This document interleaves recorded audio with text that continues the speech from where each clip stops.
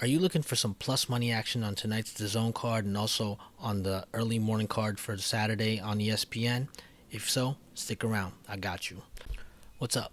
This is Percy from 4Bs, where we discuss boxing, betting the B-side, and other BS. I'll provide you with plus money straight bets and parlays to give you the juice you need to enhance your enjoyment while watching all the boxing action, and you'll have a legitimate chance to win. We did last week. As promised, I put my bets up front so that if you are in a time crunch and you need to put them in, you can do so.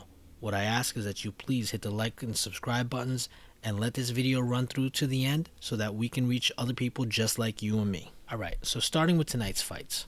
In the main event, you're going to have a guy here that is a 27-0 B-side fighter in Santiago Dominguez.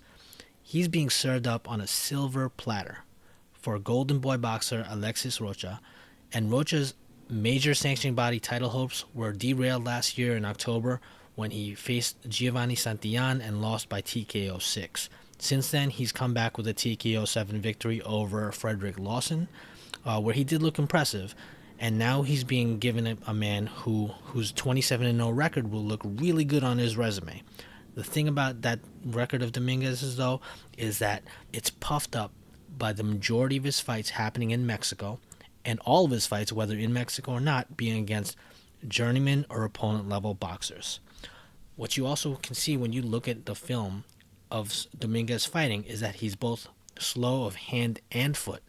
And while Rocha is a flawed fighter, he's both quicker and stronger with a more powerful punch than Dominguez. I expect Rocha is going to come out here and he's going to want to look impressive.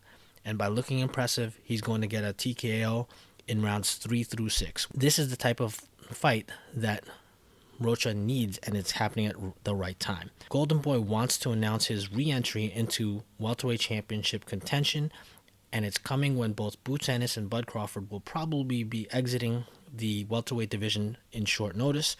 So that means that if he does look good here, he could see himself in a title fight probably as early as next year.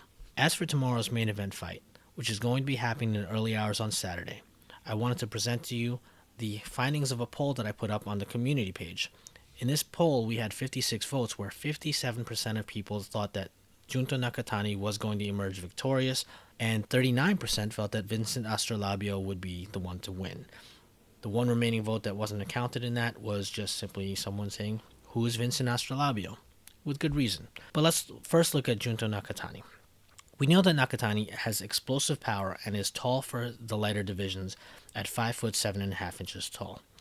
After impressive knockout victories, including the one over Alexandre Santiago to take the WBC World Bantamweight title in his first fight at the Bantamweight weight, and a knockout of the year for 2023 over Andrew Maloney at Super Flyweight, the odds show that most people are thinking that Nakatani is going to come out of this with another knockout victory. Now, Astrolabio, who is not a household name by any means, does have some similarities to Andrew Maloney in that he will share the same height disadvantage that Maloney had and the same reach disadvantage that Maloney had. But there's one key difference. While Maloney wanted to press the action to try and win the fight, I did not see that same type of desire to press the action from Astrolabio in either his loss to Andrew Maloney's twin brother Jason Maloney or in his victory over Guillermo Rigondeaux. With that said, both he and Nakatani do like to kind of wait for their opponent to make a mistake and open up to counter and hit them with something hard. Nakatani is better at it than Astrolabio and is overall a far more complete fighter than Astrolabio, who is very one-dimensional. With that said, though, Astrolabio brings with him a level of power that neither Santiago nor Maloney brought into their fights against Nakatani, and with that, I think he will force Nakatani to be a little more cautious and conservative in his attack and in his approach to this fight. If that's the case, given that Astrolabio has never really shown the ability to press the action the way I think he should, we could end up with what ends up being a very boring fight. And if this is going to be a boring fight, then the rooting interest that we should have is the one that's the most likely outcome, a Nakatani decision. And that's the thing that's going to keep us powering through this fight.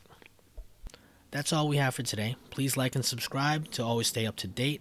As a reminder, Tonight's fight is scheduled to happen at 11 p.m. for the main event, Eastern Time, so get your bets in before then. And tomorrow's fight will be in the early morning hours. Enjoy all the boxing action, and let's hope we come out winners once again.